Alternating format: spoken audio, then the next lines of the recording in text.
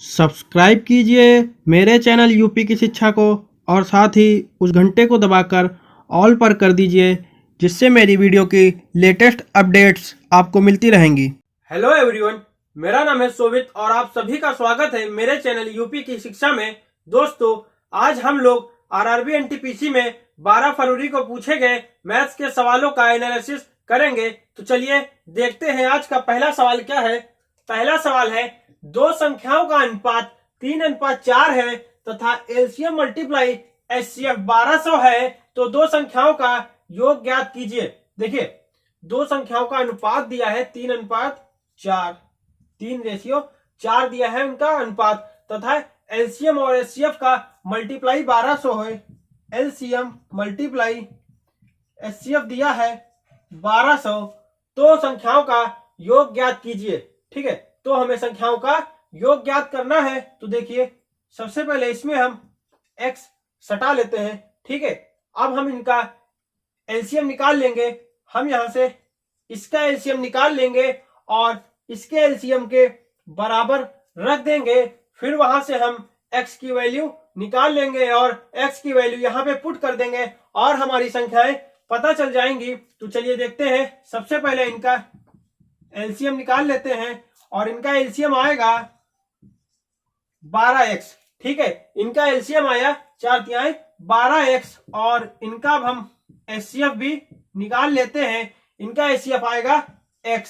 ठीक है, इन दोनों का एचसीएफ आया x, एलसीएम आया 12x। अब यहां से हम इनकी भी मल्टीप्लाई कर लेते हैं। LCM multiply HCF equal to 12x²। ठीक है, ये वैल्यू आई है 12x²। अब हम 12x² को इस वैल्यू के बराबर रख देंगे, तो 12x² इक्वल टू 1200। यहां से हम x² बराबर 1200/12 इक्वल टू 100, x बराबर √100 बराबर 10। x की वैल्यू आ गई है 10, तो यहां पर हम वैल्यू पुट कर देंगे। तो 3 × 10, 4 × 10, तो ये आई वैल्यू 30 और 40। अब हमें इन संख्याओं का योग बताना था, तो इनको जोड़ देते हैं। 30 + 40 = 70, तो संख्याओं का योग आ गया है 70। ऑप्शन नंबर सी सही है। अब देखते हैं अगला सवाल, जो आरआरबी एनटीपीसी में 12 फरवरी को पूछा गया है। सवाल क्या है कि a, b तथा c का अनुपात 3:4:5 है और तीनों का योग 14,400 है, तो b का हिस्सा क्या है। देखिए, a अनुपात b अनुपात c का मान दिया है 3:4:5। ठीक है, रेशियो में मान दिए हैं 3:4:5 और तीनों का योग 14,400 है। तो देखिए, अगर यहां से हम इन रेशियो को ऐड करके एक रेशियो का मान निकाल लें और फिर b का मान पूछा है, तो जो मान आएगा उसको हम 4 रेशियो से मल्टीप्लाई कर देंगे, मतलब 4 से मल्टीप्लाई कर देंगे तो b का हिस्सा हमें पता चल जाएगा। इनको देखें, हम ऐड कर लेते हैं। 5 4 9 3 12, मतलब रेशियो में मान आया 12 का मान दिया है 14,400। ठीक है, तो यहां से हम एक रेशियो का मान निकाल लेते हैं, तो 14,400/12, इसको सॉल्व कर लेंगे तो 12 एकम 12, फिर 24, फिर 12 दूनी 24, 1200। एक रेशियो का मान आया है 1200, तो हमें b का हिस्सा बताना है और b का हिस्सा क्या है, 4 रेशियो है। तो यहां से हम 4 रेशियो की वैल्यू निकाल लेंगे, तो 1200 × 4 इक्वल टू 4800, मतलब b का हिस्सा आ गया है 4800। अब देखते हैं सवाल नंबर 3। सवाल नंबर 3 क्या है कि एक चतुर्भुज के चारों कोणों का अनुपात 3:4:2:9 है। अगला सवाल है, एक चतुर्भुज के चारों कोणों का अनुपात 3:4:2:9 है, तो सबसे छोटे कोण का मान हमें बताना है। ठीक है, देखिए, कोणों का अनुपात दिया है और हमें सबसे छोटे कोण का मान बताना है। तो देखिए, सबसे पहले हमको पता होना चाहिए कि चतुर्भुज के चारों कोणों का योग 360 डिग्री होता है। चतुर्भुज के चारों कोणों का योग 360 डिग्री होता है। तो जब यहाँ पे रेशियो में वैल्यू दी है चारों कोणों की, तो इनको हम ऐड कर लेंगे और एक रेशियो की हम यहाँ से वैल्यू निकाल लेंगे और जो वैल्यू आएगी उसको हम सबसे छोटे रेशियो से मल्टीप्लाई कर देंगे और सबसे छोटा कोण हमें पता चल जाएगा। तो देखिए 3 + 4 + 2 + 9 इक्वल टू 360 डिग्री। तो इसको हम ऐड कर लेंगे, 4 3 7 2 9 9 18 18 इक्वल टू 360 डिग्री। तो यहां से 1 इक्वल टू निकाल लेंगे 20 डिग्री। एक का मान आ गया है 20 डिग्री। तो यहाँ पे हम 2 का मान निकाल लेते हैं, रेशियो 2 का मान निकाल लेंगे तो ये आएगा 40 डिग्री। मतलब सबसे छोटे कोण का मान है 40 डिग्री। अब दोस्तों देखते हैं अगला सवाल। अगला सवाल क्या है, √3 × tan 2θ - का 3 इक्वल टू 0 है। तो हमें थीटा का मान बताना है। ठीक है, हमें थीटा का मान बताना है तो इसको सॉल्व करेंगे। √3 tan 2θ इक्वल टू 3 -3 को हम इक्वल टू के उस साइड भेज देंगे तो प्लस का हो जाएगा। फिर हम यहां से सॉल्व करेंगे, tan 2θ इक्वल टू 3/√3। और देखिए हम 3 को लिख सकते हैं √3 मल्टीप्लाई √3 इक्वल टू 3 होता है। ठीक है, तो हम 3 को लिख लेंगे √3/√3 मल्टीप्लाई √3। तो √3 से √3 कैंसिल हो जाएगा तो ये आएगा √3। ठीक है, tan 2θ की वैल्यू आई है √3। तो √3 tan में वैल्यू होती है tan 60 डिग्री की। tan 2θ equal to tan 60 degree. तो tan और tan हट जाएगा तो 2θ इक्वल टू 60 डिग्री। तो theta equal to 30 degree. Theta की वैल्यू आ गई है 30 डिग्री। अब दोस्तों देखते हैं सवाल नंबर 5।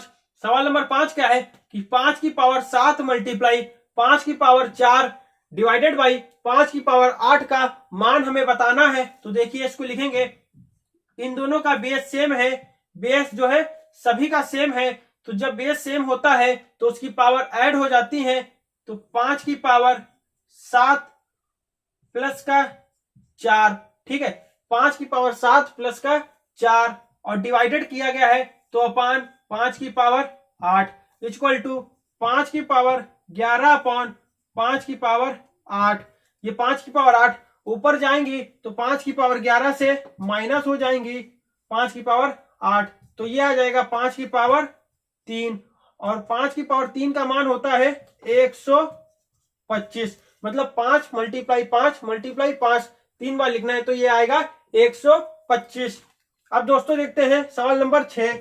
सवाल नंबर 6 क्या है कि √4/3 माइनस का √3/4 इक्वल टू क्वेश्चन मार्क। हमें इसकी वैल्यू बतानी है। तो देखिए इसको हम अलग अलग रूट में पहले तोड़ लेंगे।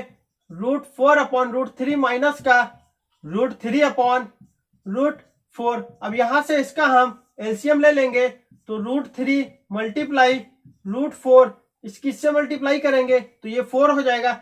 √4 की √4 से मल्टीप्लाई करेंगे तो 4 माइनस का √3 की √3 से मल्टीप्लाई करेंगे तो 3 इक्वल टू 4 - 3 1/√3 मल्टीप्लाई √4 और √4 को हम लोग लिख सकते हैं 1/2 √3। √4 को हम लोग 2 लिख सकते हैं क्योंकि 4 जो है 2 का स्क्वायर होता है और रूट लगा है। तो यहां से जो हम रूट हटाएंगे तो 2 की पावर 2 की होल पावर 1/2। तो 1/2 यहां से 2 और 2 कैंसिल हो जाएगा तो 2 आएगा। ठीक है, यही आंसर है। तो चलिए दोस्तों अब देखते हैं अगला सवाल। अगला सवाल क्या है कि नल ए किसी टंकी को 20 मिनट में भरता है जबकि बी 30 मिनट में खाली कर देता है। तो टंकी कितने समय में भरेगी। देखिए नल ए है वह टंकी को 20 मिनट में भरता है। मान लीजिए कोई टंकी है, ठीक है, ये कोई टंकी है।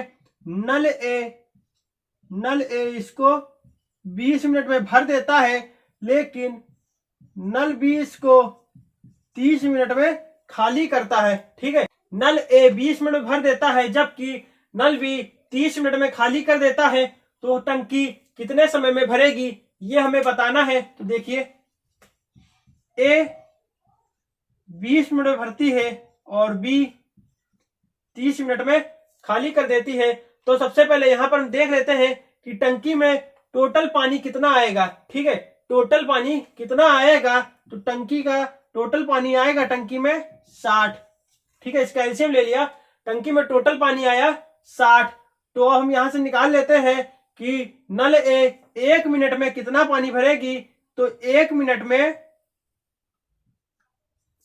20 या 60, 1 मिनट में 3 पानी भरती है। ठीक है, मान लीजिए 1 मिनट में 3 लीटर पानी भरती है या 3 पानी भरती है 1 मिनट में, और नल भी 1 मिनट में 2 पानी खाली कर देता है। ठीक है, नल भी 1 मिनट में 2 पानी खाली कर देता है और नल ए 1 मिनट में 3 पानी भर देता है। मतलब इन दोनों का डिफरेंस जो आया है वो 1 का आया है। इन दोनों का जो डिफरेंस है वो 1 का आया है।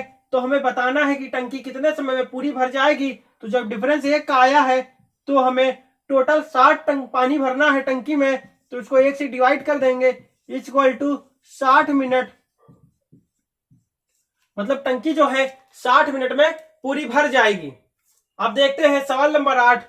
सवाल नंबर 8 क्या है कि 1 प्लस का tan 20 डिग्री अपॉन 1 माइनस का tan 20 degree equal to tan theta, then find the value of theta. यहां पे हमें थीटा की वैल्यू बतानी है। तो देखिए 1 प्लस का tan 2 थीटा अपॉन 1 माइनस का tan 1 प्लस का tan 20 डिग्री अपॉन 1 माइनस का tan 20 डिग्री। तो यहां से देखिए हम 1 को tan 45 डिग्री लिख सकते हैं, 1 को हम लोग लिख सकते हैं tan 45 डिग्री।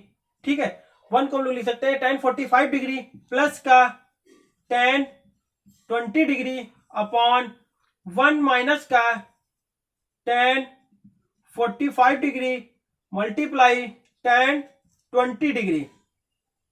यहां पे अगर हम 1 की मल्टीप्लाई कर दें, ठीक है, तो क्या कोई फर्क पड़ेगा? नहीं पड़ेगा। तो 1 को हमने यहाँ पे tan 45 डिग्री लिख दिया है मल्टीप्लाई tan 20 डिग्री। तो अब ये देखिए किसका फार्मूला बन गया है, ये फार्मूला बन गया है tan a प्लस बी का, tan a प्लस बी का फार्मूला ये बन गया है। तो a प्लस बी की जगह पे वैल्यू क्या दी है, tan 45 डिग्री प्लस का 20 डिग्री। तो ये हो जाएगा tan 45 डिग्री प्लस का 20 degree equal to tan theta, tan theta. तो यहां से tan हट जाएगा, तो ये आएगा थीटा इक्वल टू 65 डिग्री। यही आंसर है। अब देखते हैं दोस्तों अगला सवाल क्या है।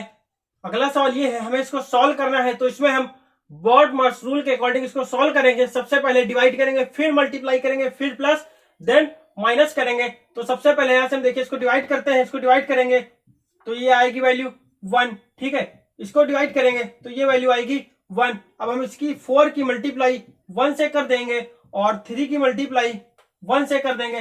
ठीक है, और 2 की मल्टीप्लाई 2 से कर देंगे। तो ये आएगा 2 प्लस का 4 माइनस का इसकी से मल्टीप्लाई की 3 माइनस का 4। ठीक है, अब इसको सॉल्व कर लेंगे तो 4 प्लस 2 6 माइनस का 3 माइनस का 4। अब माइनस वाले को ऐड करेंगे तो 6 माइनस का 7 इक्वल टू माइनस का 1। यही आंसर है। अब देखते हैं दोस्तों सवाल नंबर 10। सवाल नंबर 10 क्या है? सवाल नंबर 10। सवाल नंबर 10 देखिए कि ए किसी काम को 10 दिन में करता है, ए किसी काम को 10 दिन में करता है, बी उसी काम को 15 दिन में करता है और सी 18 दिन में करता है। ठीक है, ए 10 दिन 15 दिन में करता है, सी 18 दिन में करता है। तो ये तीनों मिलकर टोटल काम कितने दिन में करेंगे? तो सबसे पहले हम इसका एलसीएम ले लेंगे, इसका एलसीएम लेंगे तो इसका एलसीएम आएगा 90। अब यहां से हम सबके द्वारा एक दिन का काम निकाल लेंगे। तो ए के द्वारा एक दिन का काम आया 9, बी के द्वारा 6 और सी के द्वारा 5। ठीक है, अब हम इन तीनों का एक दिन का टोटल काम निकाल लेंगे कि ये तीनों एक दिन में टोटल कितना काम करते हैं। तो ये करेंगे 9 6 15 और 5 20। तीनों मिलकर एक दिन में 20 काम करते हैं, लेकिन हमें टोटल 90 काम बताना है कि कितने दिन में करेंगे। तो 90 को हम डिवाइड कर देंगे 20 से और ये आएगा 4 सही 1/2 दिन। ठीक है, 4 सही 1/2 दिन में ये तीनों मिलकर 90 काम कर देंगे। अब देखते हैं दोस्तों अगला सवाल, सवाल नंबर 11। सवाल नंबर 11 क्या है कि cos की पावर 4 थीटा माइनस का साइन की पावर 4 थीटा इक्वल टू 2/3 दिया है। तो हमें फाइंड करना है, find the value of 1 - 2 sign square theta. ठीक है, 1 माइनस 2 साइन स्क्वायर थीटा की हमें वैल्यू फाइंड करनी है। तो देखिए यहां से हम कॉस की पावर 4 थीटा माइनस का साइन की पावर 4 थीटा को क्या लिख सकते हैं, इसको हम लोग लिख सकते हैं कॉस स्क्वायर थीटा का होल स्क्वायर। ठीक है, कॉस की पावर 4 थीटा को हम लोग लिख सकते हैं कॉस स्क्वायर थीटा का होल स्क्वायर माइनस का साइन स्क्वायर थीटा का होल स्क्वायर इक्वल टू 2/3। अब देखिए ये ए स्क्वायर माइनस बी स्क्वायर के रूप में बन गया है, तो इसको सॉल्व कर लेंगे। तो कॉस स्क्वायर थीटा प्लस का साइन स्क्वायर थीटा एक ब्रैकेट में और दूसरे ब्रैकेट में कॉस स्क्वायर थीटा माइनस का sine square theta is equal to 2/3। ठीक है, cos square theta plus sine square theta की वैल्यू होती है 1 multiply cos square theta minus का sine square theta equal to होता है कॉस 2 थीटा। कॉस 2 थीटा बराबर आई वैल्यू है 2/3। ठीक है, cos 2 theta equal to value है 2/3। तो हमें फाइंड करना है 1 माइनस का 2 साइन स्क्वायर थीटा। तो ध्यान दीजिएगा कॉस 2 थीटा का फार्मूला होता है कॉस 2 थीटा का फार्मूला होता है 1 माइनस 2 साइन स्क्वायर थीटा, दूसरा होता है 2 कॉस स्क्वायर थीटा माइनस का 1 और तीसरा होता है कॉस स्क्वायर थीटा माइनस का sine square theta. Cos 2 theta के ये 3 फार्मूले होते हैं जिसमें से हमें इसका मान बताना है। तो जो वैल्यू कॉस 2 थीटा की आई है वही value 1 minus 2 sign square theta की भी आएगी, मतलब 2/3 ही आंसर है। दोस्तों अब देखते हैं अगला सवाल, सवाल नंबर 12। सवाल नंबर 12 क्या है कि ए किसी काम को 60 दिन में कर सकता है। ठीक है, देखिए ए किसी काम को 60 दिन में कर सकता है, बी 40 दिन में कर सकता है, बी 40 दिन में कर सकता है और सी 30 दिन में कर सकता है और सी 30 दिन में कर सकता है, किंतु सी 3 दिन बाद ए प्लस बी के साथ मतलब ए तथा बी के साथ काम शुरू करता है। मतलब ए किसी काम को 60 दिन में कर सकता है, बी 40 दिन में, सी 30 दिन में कर सकता है, लेकिन सी जो है वो 3 दिन बाद ए तथा बी के साथ काम करने के लिए जुड़ता है। मतलब ए तथा बी 3 दिन पहले से ही काम कर रहे होते हैं और उसके 3 दिन बाद सी जो है उनके साथ जुड़ता है। तो हमें बताना है कि तीनों ने कितने दिन में पूरा काम किया। तो सबसे पहले यहां से हम इसका एलसीएम निकाल लेंगे। इसका एलसीएम आएगा 120, मतलब टोटल काम हुआ 120। अब यहां से हम इनके द्वारा एक दिन का काम निकालेंगे। ए एक दिन में 2 काम करेगा, बी 3 काम करेगा और सी 4 काम करेगा। ठीक है, अब कह रहा है कि सी जो है वो 3 दिन बाद इनके साथ जुड़ता है। तो सबसे पहले यहां से हम ए प्लस बी का काम निकाल लेते हैं।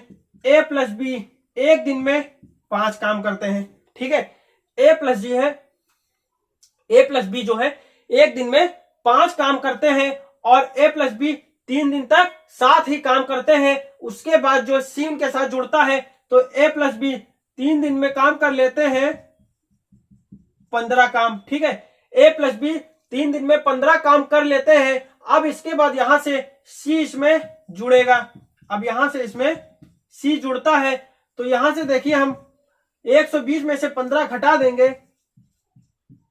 तो आएगा 105 काम। ठीक है, क्योंकि सी के आने से पहले ए प्लस बी दोनों मिलकर 15 काम कर चुके हैं। तो जब टोटल काम 120 था जिसमें से 15 काम हो चुका है तो अब हमें सिर्फ 105 काम करना ही बाकी रह गया है। तो यहां से अब इसमें सी भी जुड़ जाता है तो ये तीनों मिलकर एक दिन में काम करते हैं 9 काम और हमें 105 काम बताना है कि तीनों मिलकर कितने दिन में करेंगे। तो 105 को 9 से डिवाइड कर देंगे। जब इसको डिवाइड करेंगे तो ये आएगा 11 सही 2/3 दिन। मतलब ए प्लस बी प्लस सी तीनों मिलकर पूरे काम को 11 सही 2/3 दिन में कर देते हैं। अब दोस्तों देखते हैं अगला सवाल, सवाल नंबर 13। सवाल नंबर 13 क्या है कि एक आयताकार खेत के चारों ओर 10 मीटर चौड़ी सड़क है। तो ये देखिए कोई एक आयताकार खेत मान लिया, ठीक है, और इसके चारों ओर 10 मीटर चौड़ी सड़क है और सड़क के किनारे से एक आयत बना है और सड़क के किनारे से एक आयत बना है। ठीक है। ये कोई एक मान लीजिए आयत बना है और ये डिस्टेंस हो गई 10 मीटर और ये भी हो गई 10 मीटर, ठीक है। 10 मीटर और 10 मीटर ये हो गई। अब क्या कह रहा है कि आयत की लंबाई 100 मीटर है, इसकी लंबाई 100 मीटर है और चौड़ाई 80 मीटर है, तो रास्ते का क्षेत्रफल ज्ञात कीजिए। मतलब ये जो रास्ता बना है, ये रास्ता जो बना है, हमें इसका क्षेत्रफल ज्ञात करना है। तो इसका क्षेत्रफल ज्ञात करने के लिए हम इस बड़े वाले आयत से छोटे वाले आयत का क्षेत्रफल घटा देंगे तो हमें रास्ते का क्षेत्रफल पता चल जाएगा। तो बड़े वाले आयत का क्षेत्रफल आया 100 मल्टीप्लाई 80 माइनस का 80 मल्टीप्लाई 60, मतलब लंबाई गुणे चौड़ाई माइनस का लंबाई गुणे चौड़ाई। ये बड़े आयत का क्षेत्रफल हो गया और ये छोटे आयत का, इसको सॉल्व कर लेंगे तो 8000 माइनस का 4800 इक्वल टू 3200 मीटर स्क्वायर। रास्ते का क्षेत्रफल आ गया 3200 मीटर स्क्वायर। तो दोस्तों आरआरबी एनटीपीसी में 12 फरवरी को पूछे गए मैथ्स के सभी सवालों का एनालिसिस करा दिया गया है। दोस्तों अगर वीडियो पसंद आई हो तो वीडियो को लाइक करें, अपने दोस्तों में शेयर करें और साथ ही साथ चैनल को सब्सक्राइब जरूर कर दें।